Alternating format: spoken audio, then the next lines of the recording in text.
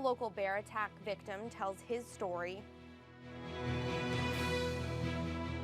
Local laws regarding pythons under the microscope. And charges laid in a Max store robbery.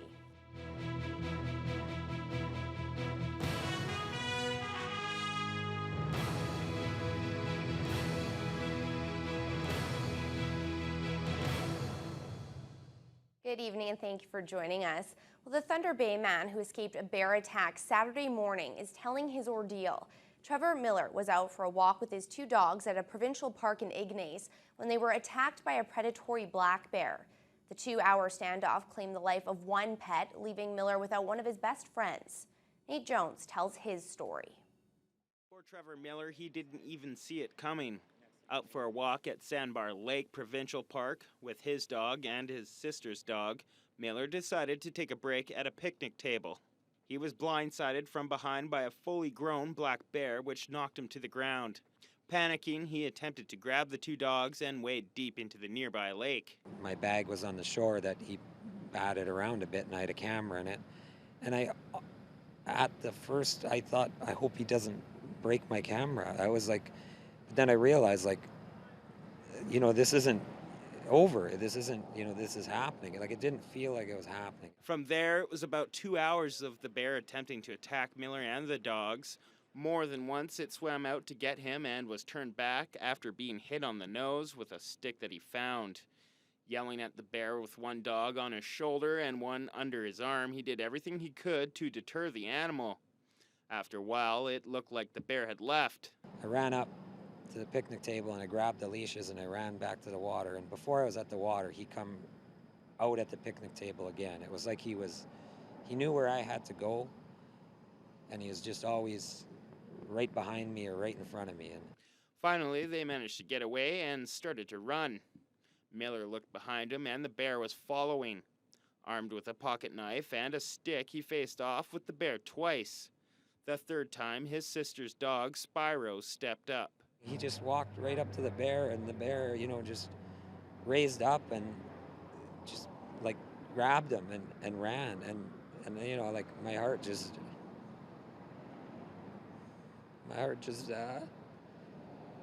sank. Miller and his dog Puzzle made it to a ranger station. It wasn't until he was examined that he realized he had been bit by the bear.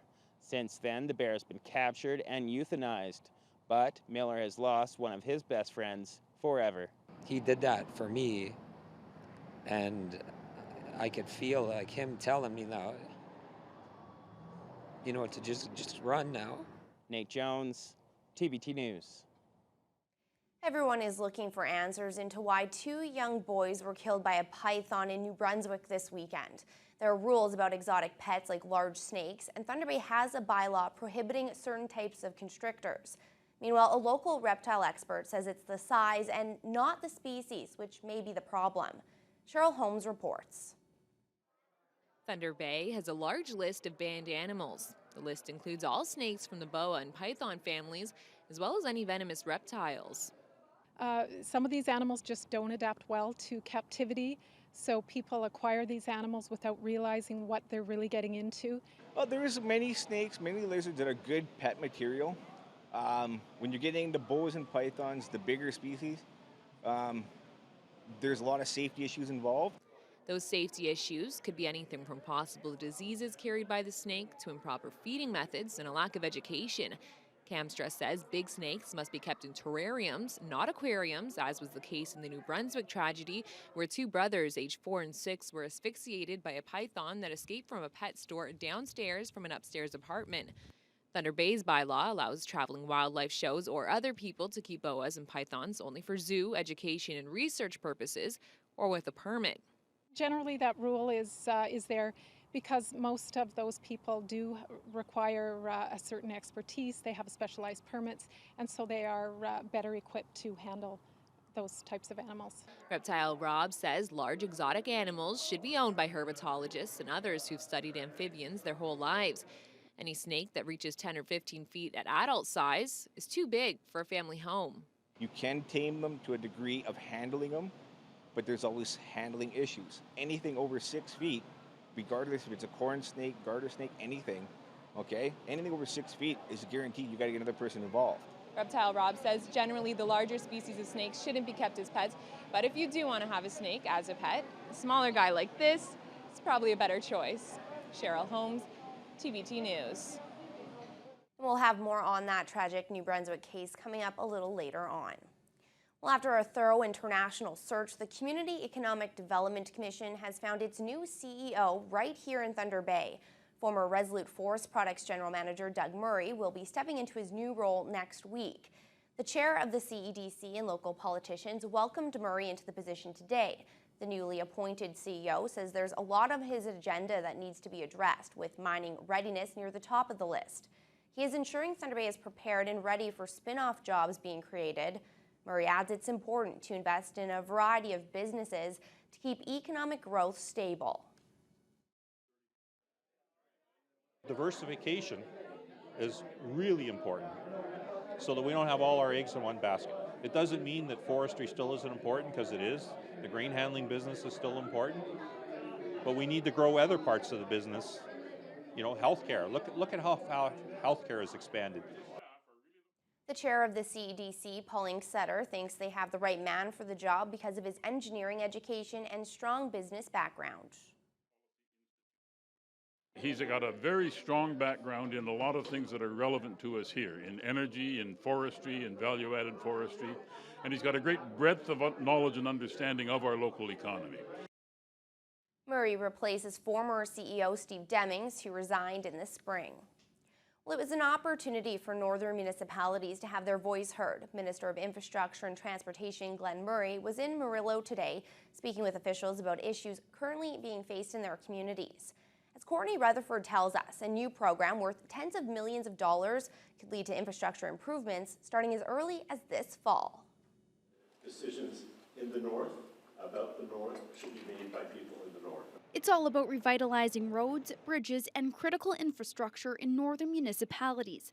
A budget of $100 million could help small, rural, and northern communities take on projects that will help improve transportation of people and products, and ultimately create more jobs and a more inclusive place to live.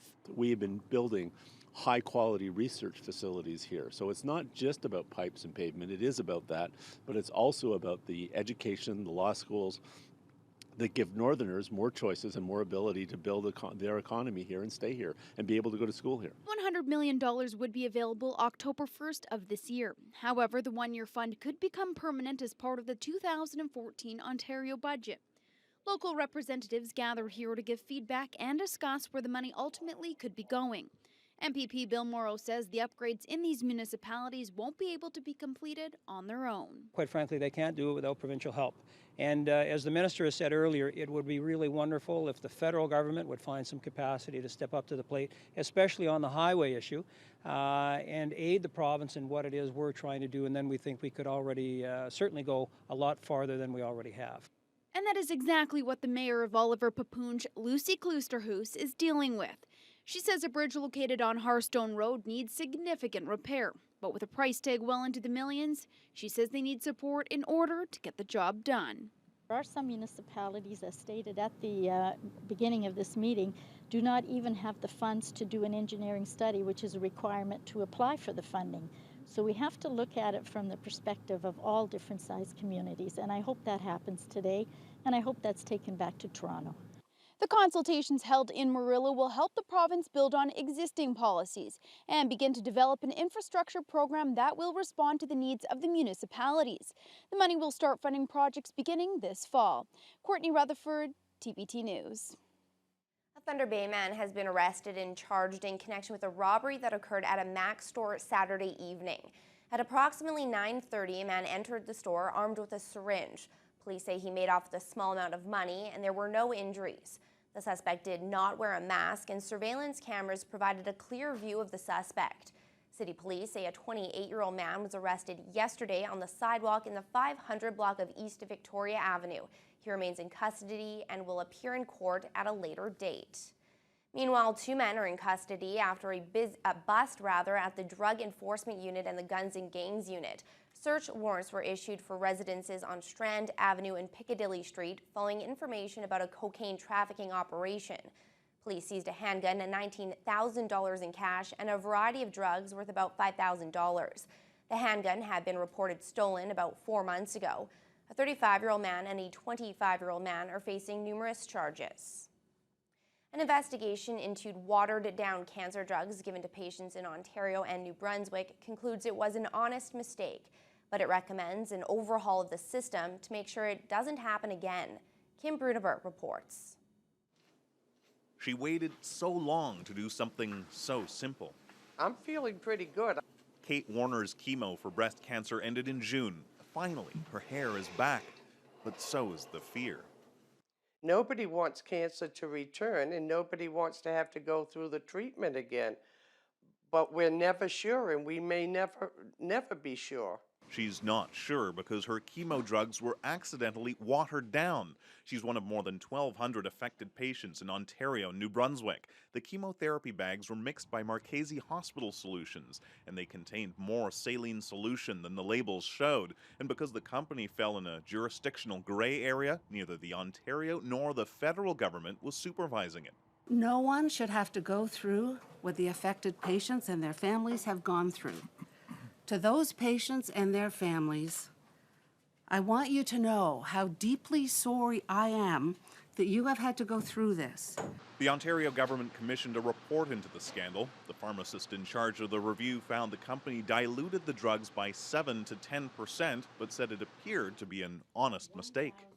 The problem boiled down to gaps in communication and its unintended consequences. The consequences for the patients, he says, is unknown, but likely not serious.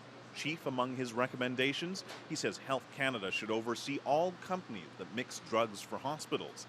Health Canada says it's working with all the provinces to set up a national plan.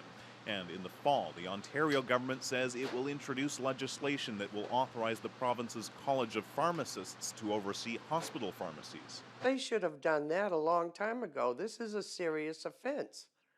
You can't play with people's lives like that. Warner says she's disappointed. A report with no blame and no punishment, and for her, still no answers. Kim Brunhuber, CBC News, Toronto. The Thunder Bay Regional Health Sciences Centre and the Health Unit have declared a C. difficile outbreak over. The bacterium can cause mild to severe diarrhea and intestinal conditions like inflammation of the colon. The outbreak was contained to 2 inpatient surgical floors of the hospital and lasted for 3 weeks. A total of 5 cases were confirmed. A shiny new Great Lakes vessel, which is named after our city, is making its maiden voyage. The Thunder Bay is the latest Trillium-class vessel in the Canada Steamship Line's fleet. The ship picked up a load of iron ore pellets in Michigan and stopped today in Port Colborne, Ontario, where CSL officials celebrated its arrival with a formal ceremony. It will now head to the Port of Quebec to be unloaded. The Thunder Bay is one of 4 new CSL vessels built in China. It uses 15% less fuel than older vessels and also releases fewer emissions. Thunder Bay Port Authority CEO Tim Heaney says he's unsure whether the ship will visit the local port this season, but he says they're planning a large celebration for whenever the Thunder Bay does make its first stop here. Well, Thunder Bay's favorite family fair is here for another year. The CLE officially opened its doors to the public today, and it looks like it's going to be a great week. Officials are hoping for nice warm weather as more than 60,000 people are expected to head to the fair over the next 5 days. It's open every day from noon until midnight, and it offers midway rides, live entertainment, and over a dozen food vendors. Fair Chair Ralph Scarf says advance ticket sales were very high. According to him, there's one thing that keeps people coming back. It's tradition. You know, your grandmother and grandfather brought your mom and dad here, and your mom and dad bring you to the fair. I think it's just something everybody looks forward to in the summer. Expect a larger than normal midway this year with 4 new rides. There has also been an expansion of indoor activities to keep everyone happy at the family fair. Looks like a lot of fun. Well, here's hoping the weather cooperates for them, unlike Yes. last night when the Border Cats and the Canadian Senior Little League Championships were rained out. Hopefully that won't be the case tonight, Sarah. Definitely. Right now, it looks like the rain has been holding off for the start of the CLE and the Border Cats. They're underway right now in a doubleheader. So we'll just take a look at the last 24 hours. We can see that rain has held off over the region for the most part. A bit of cloud cover, but not much in terms of precipitation. Maybe some pop-up showers here and there. Today's high, we made it up to 20 degrees with a mix of sun and cloud. That rain holding off for most of the day. The winds coming from the north-northwest, gusting up to about 14 kilometers per hour. Across the region right now, still quite cool for this time of year. Those temperatures in the mid to high teens, a bit cooler in Red Lake where they're currently sitting at 12 degrees, and Big Trout Lake also at 12. A bit warmer in Greenstone. They're currently sitting at 17 degrees under sun and cloud. Not much in terms of precipitation at the moment. Thunder Bay tonight, clear skies, so not much in terms of rainfall overnight, dipping down to about 7 degrees. So still cool, but not too chilly. Winds coming from the north and gusting up to about 14 kilometers per hour. Into tomorrow, we can see this cool front that we have been tracking for the last few days is still headed into our area, so there's always the possibility of some pop-up showers, maybe some electrical activity as well. But into the weekend, we can see nice warm temperatures that are expected to head our way. I will have more on that later on in the newscast. Thanks, Sarah. Well, U.S. President Barack Obama has canceled his trip to Russia. We'll have that story and more for you as your Wednesday News Hour continues. They slipped back into Cold War thinking and a Cold War mentality. To wiretap anyone.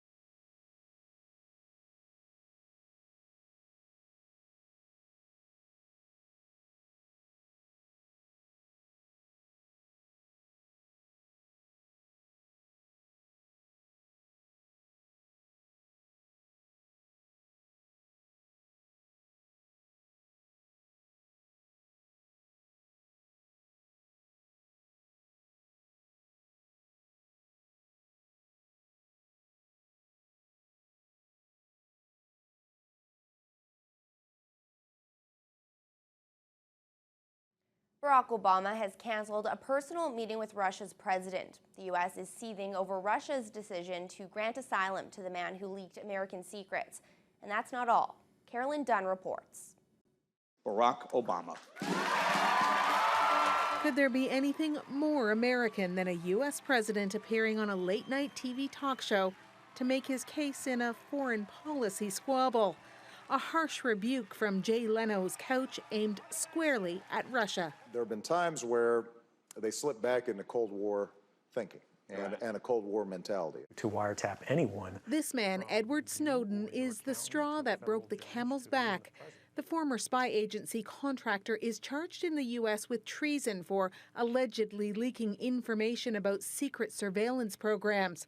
In a move they must have known would infuriate the U.S., Russia granted him asylum. Even though we don't have an extradition treaty with them, traditionally we have tried to respect if there's a lawbreaker or an alleged lawbreaker in their country.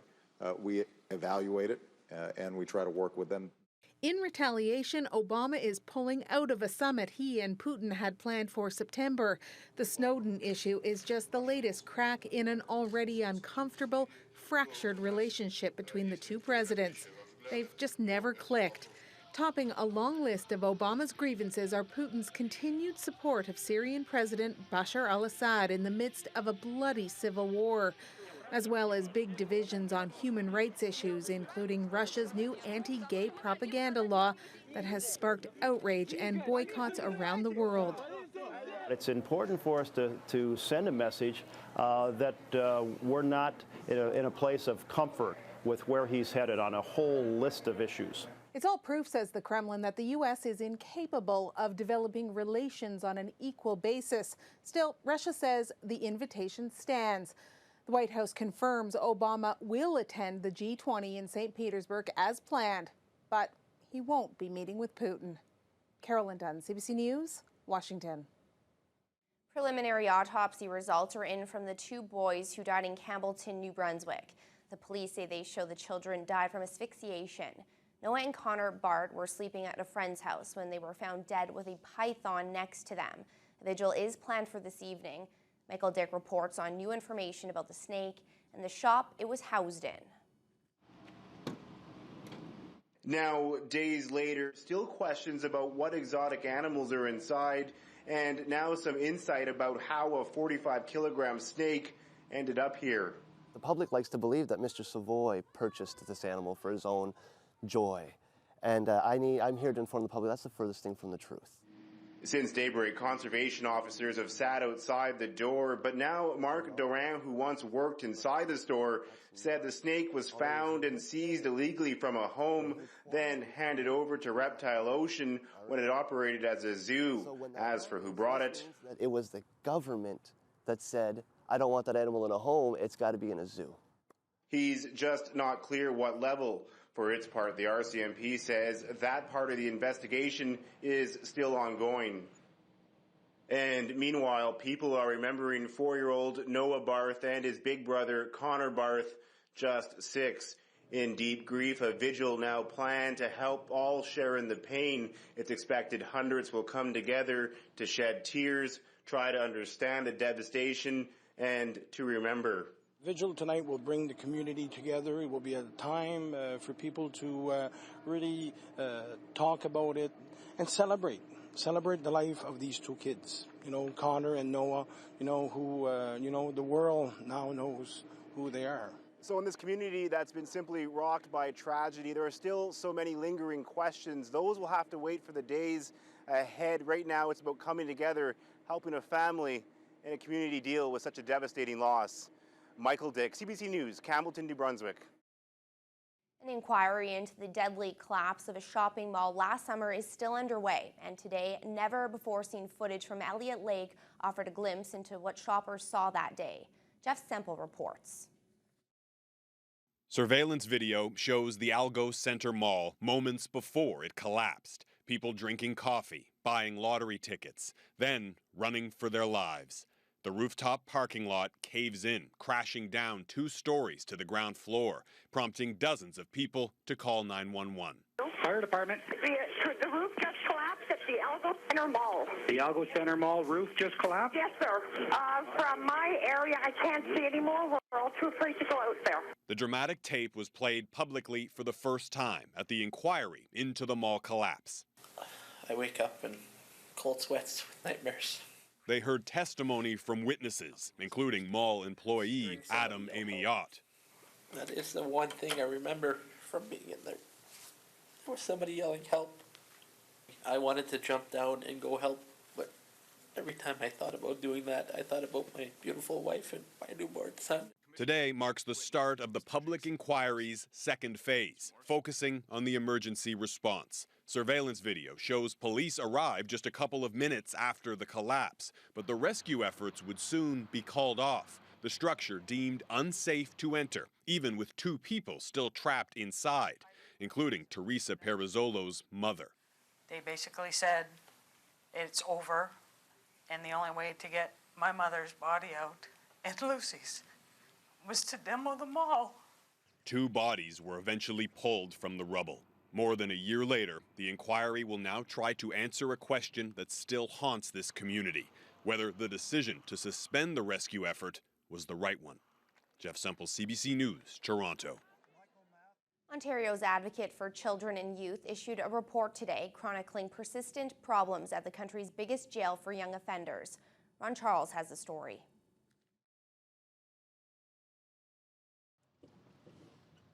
The philosophy of this place is ambitious, to say the least. Incarcerate young people charged or convicted of serious crimes while offering them all education, rehabilitation, empathetic staff, and lots of personal growth activities. I think they're at a tipping point where we can move towards that promise or drift from it.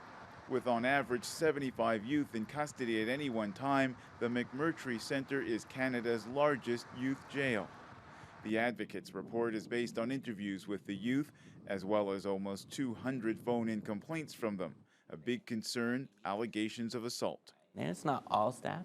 I'm not saying that happens to every young person, but at least half of the young people had said they witnessed or experienced some excessive use of force at one point or another. And he says that's a far cry from the center's philosophy of relationship custody, where staff work closely with youth to de-escalate potentially violent incidents. It's a close custody facility. But community worker Andrew Backus says he has seen relationship custody work inside the center. So I've certainly seen interaction, positive interaction with kids and staff. See it all the time. The minister responsible for the center says she is looking at the Advocate's recommendations. Can improvements be made? Improvements can always be made in any of these centers, and we'll continue to work with the Advocate and work with our agencies to move to that end. The Advocate says he's been dealing with the same kinds of complaints from young people since 2009, when the Roy McMurtry Youth Centre first opened. Ron Charles, CBC News, Brampton, Ontario. Perhaps you can't fathom leaving Fluffy or Fido at home when you get on a plane, but for fellow airline passengers with allergies, a pet under the seat next to them may pose a serious health risk. Aaron Saltzman reports on a new rule that has pet owners talking. At 4 months old, Quincy is about to take her first flight, and she'll be right next to her owner the entire way. I wouldn't bring her if she had to go underneath the airplane in the carriage. I wouldn't bring her on the trip with us. But Quincy could be grounded, at least temporarily, under new regulations announced this month. The rules come from the Canadian Transportation Agency, which received a complaint from a woman flying on Air Canada. She's an asthmatic who also suffered a severe allergic reaction when she was seated behind a passenger with a dog. Marley Greenglass did not want to appear on camera, but she spoke with CBC News on the phone about her experience. I was like wheezing and I couldn't breathe and I was, covered in my mask, and I think I must have taken 5 or 6 Ventolin, so I was shaking already. This respirologist says situations like that are potentially life-threatening. It could be very serious. They could develop a hole in their lungs that could collapse their lungs due to the pressure changes, and that can even be fatal in some circumstances. The Canadian Transportation Agency agrees. It says someone with a severe dog allergy should be considered a person with a disability. It says dogs should be kept at least 5 rows away from them. And it says if an allergy sufferer is flying on an aircraft without a HEPA air filtration system, the agency says dogs should be bumped to the next flight. The ruling only applies to Air Canada, but WestJet also says it plans to comply voluntarily. It is a polarizing issue for passengers. If they're just going to let people sit at the back, that might not be good enough. Planes are for people, and if you want to transport your pet, transport it down in a container below. The woman whose complaint started all this says the new rules will allow both her and pets to fly on the same plane. The regulations are supposed to take effect next month. Aaron Saltzman, CBC News, Toronto. The British Medical Journal says there's now evidence Chinese bird flu has been spread between people. Previously, cases were limited to people exposed to live poultry that carried the virus. The study says a woman who died of the virus had no known contact with live poultry. It's believed she may have caught the H7N9 virus from her father. He regularly visited live poultry markets. Still, some experts say there's no evidence the virus has developed the ability to spread easily between humans. This new version of bird flu has infected 133 people in China and Taiwan so far. 43 people have died. Let's take a look at the day's market numbers. The TSX lost 56 points to 12,412. The Dow Jones dropped 48 points to 15,470. And the Nasdaq fell roughly 12 points to 36.54. The Canadian dollar closed at 95.94 cents US, down 4/10. Gold was up $2.80 to $1,285 an ounce, and oil slipped 93 cents to $104.37 per barrel.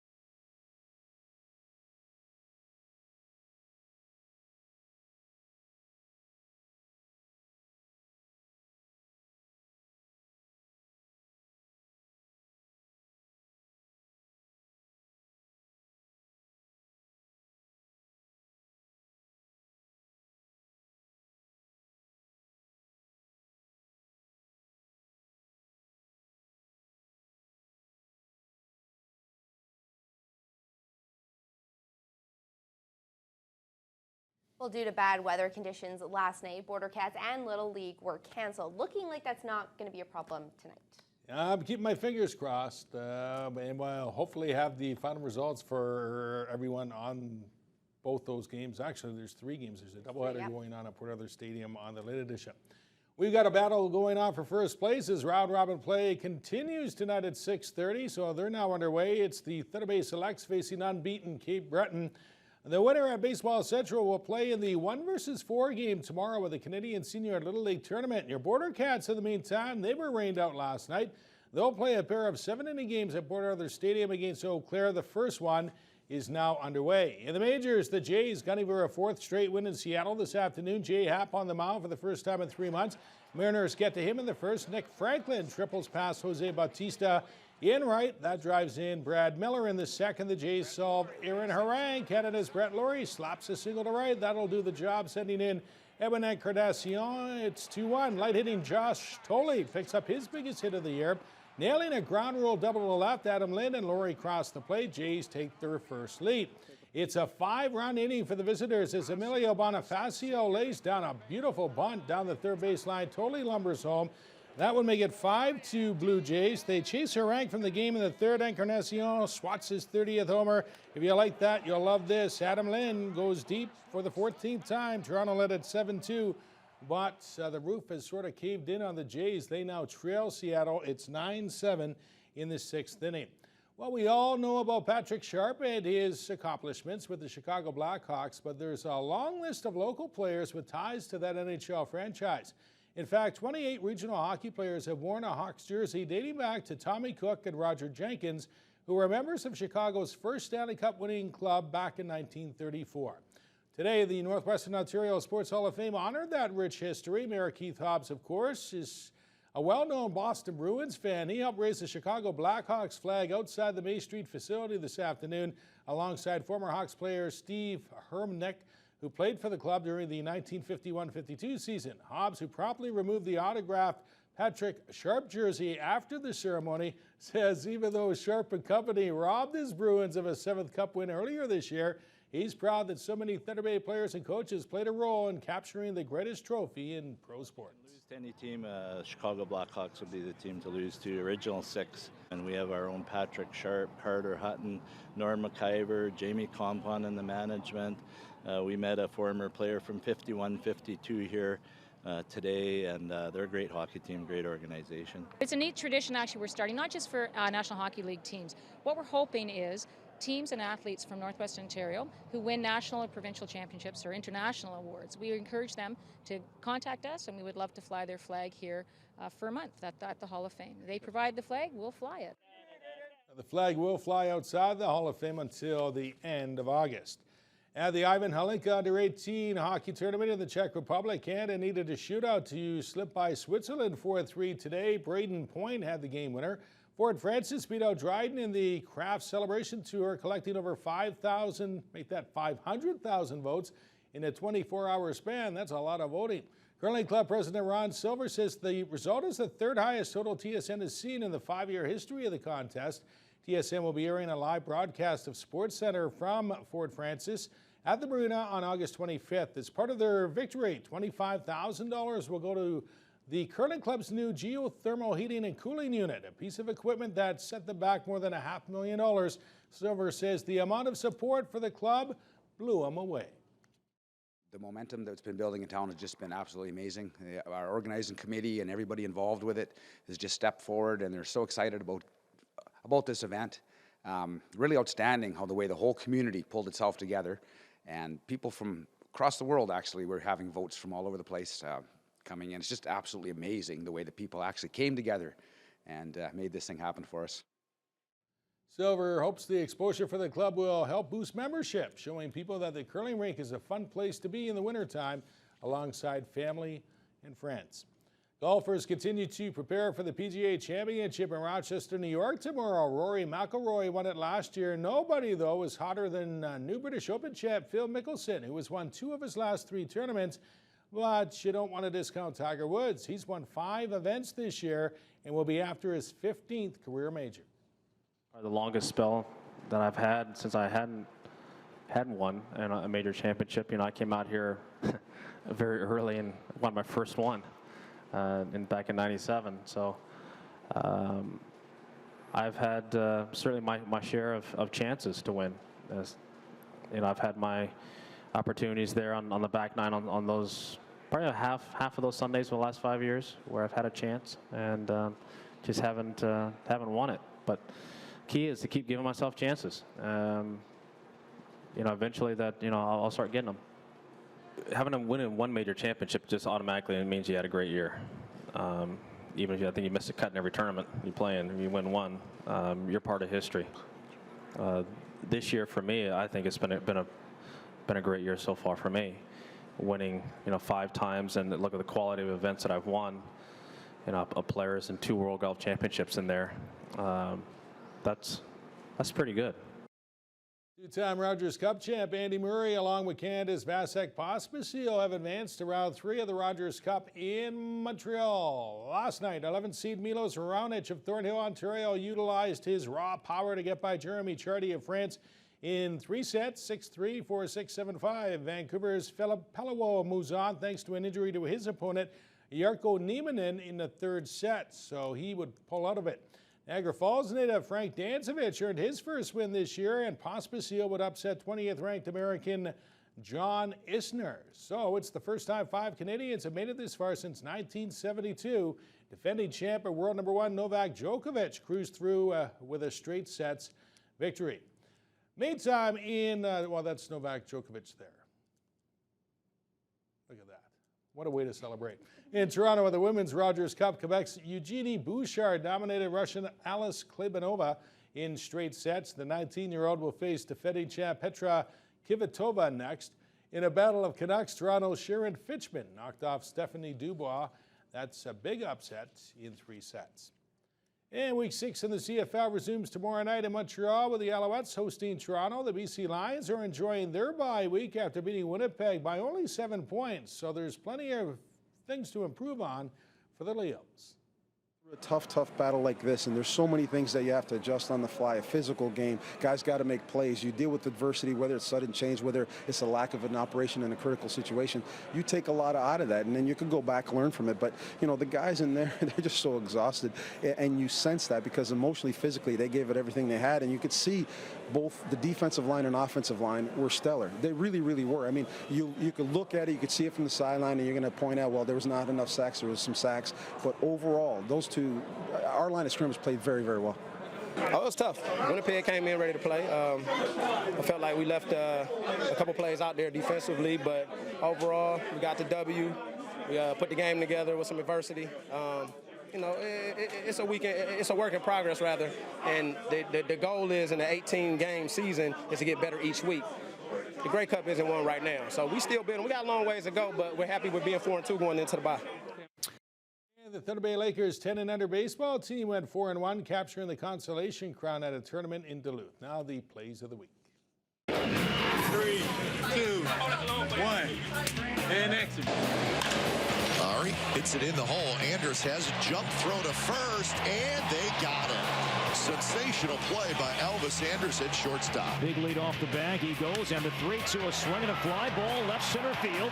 Hit well. Kane back at the wall, leaps up, and Kane pulls it down. Lorenzo Kane takes a home run away from Trevor Plouffe. It's a little chunky, isn't it? Believe me, it sounded just like it was meant to sound. Oh, come on. Hey, all that working out, you can't open a water bottle? You know, it is a lot harder than it looks. To open a water bottle? I've struggled before. I've struggled. I keep going the wrong way. Well, you can get your Big Brother fix tonight on Global Thunder Bay. With more, here's Teletalk. Tonight on Global Thunder Bay, the heat is on as tempers flare and love is in the air. Starting at 8 on Big Brother, it's time for some players to make their move in the household. Then at 9, it's Glee, and the tension between Will and Finn bubbles over into their weekly assignment. And at 10 on Camp, everyone's trying to keep cool as the heat wave descends on Camp Little Otter. Over on CKPR Thunder Bay, it's a night of major deals and major mysteries. First, at 8, we hear the largest ask ever, and a Prairie product creates buzz on Dragon's Den. And at 9 on Republic of Doyle, Jake is hot on the trail of an international art thief. Teletalk is brought to you by Points, the traffic ticket specialists.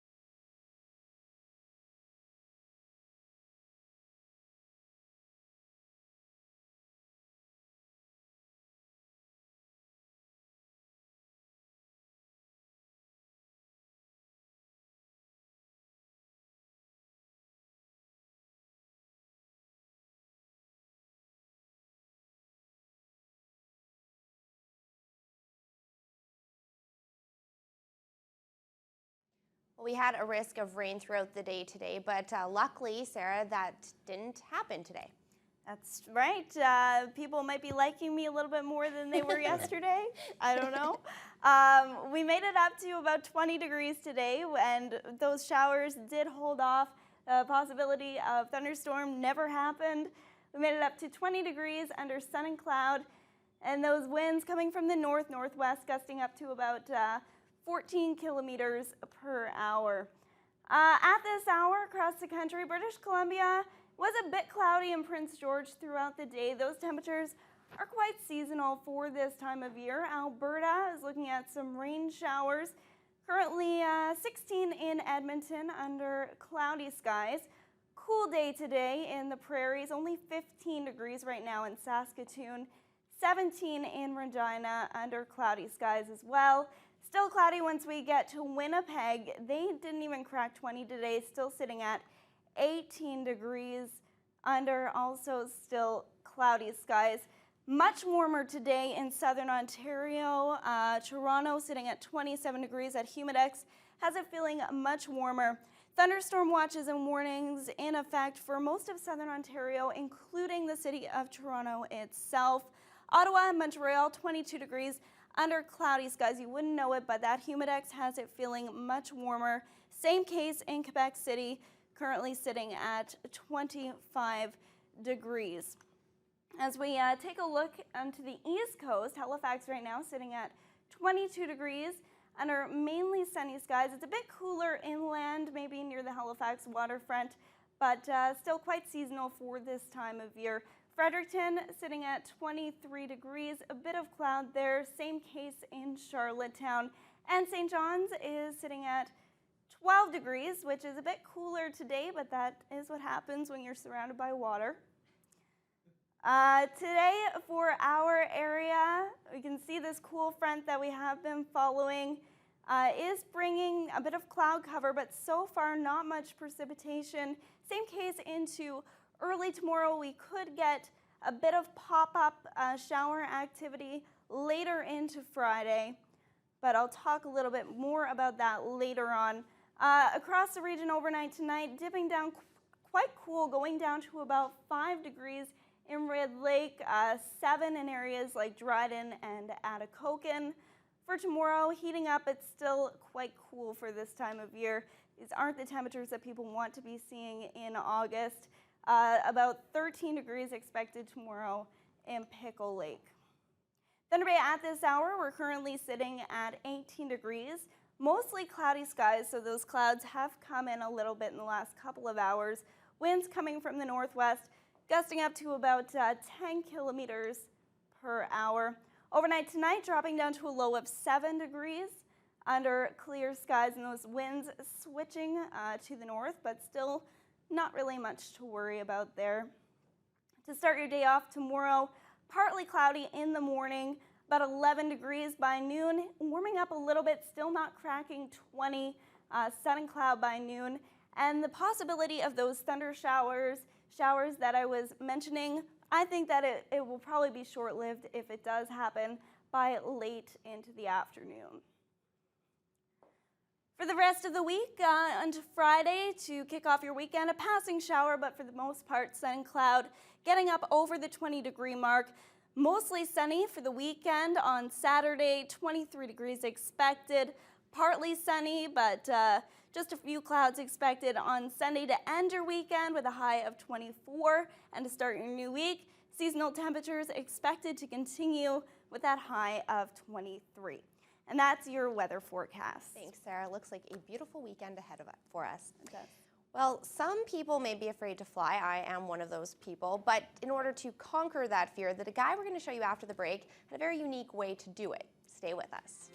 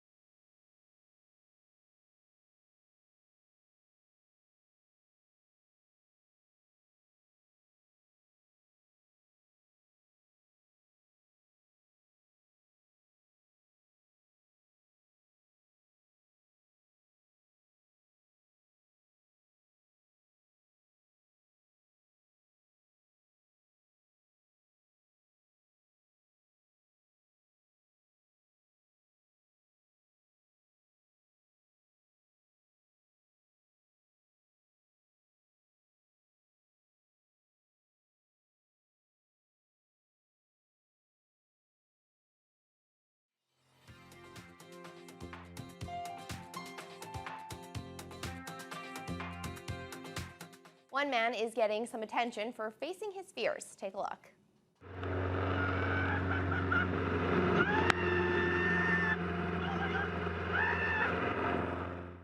This nervous flyer decided to tackle his severe phobia by taking an aerobatics flight with his friend. And he brought a camera along to capture all the screams and terror and exhilaration. The YouTube video has gone viral with more than 250,000 views in just one day.